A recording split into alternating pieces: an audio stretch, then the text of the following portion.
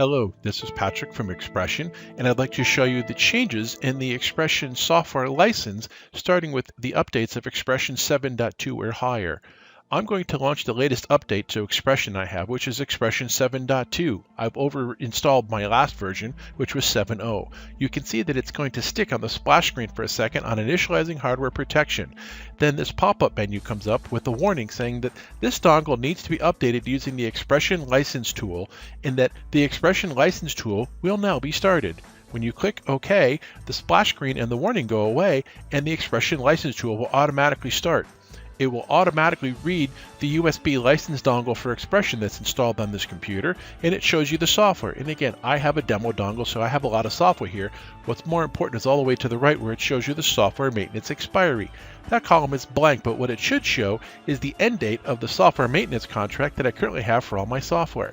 Under File, Edit Machine Info, please go ahead and enter this information. We're looking for your company name, your email, a contact information, and again, an email address to get to you, and click OK. Next you'll do is you'll click on the Update Licenses button, and that will go and check against our activation server. And again, this is assuming that your system is able to get online. If it does, you'll notice in the far right column, the expiry date for your software maintenance has been filled in. I'm clicking yes on the confirm dialog box. As soon as I do that, the licensing tool starts to program the dongle with the software maintenance expiry dates, and I'll get a warning telling me that my dongle has been successfully flashed.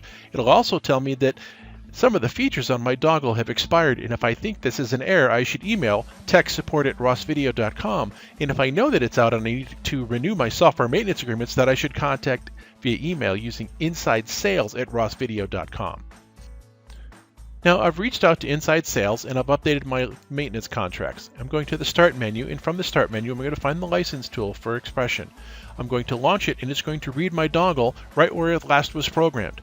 And you can see, if you look in here, it's all my programs, and all the way over to the right, my software maintenance expiry date is still showing that it's out of date. It's in red to show me that it's out, and it's showing me a date in 2016. It's currently 2018.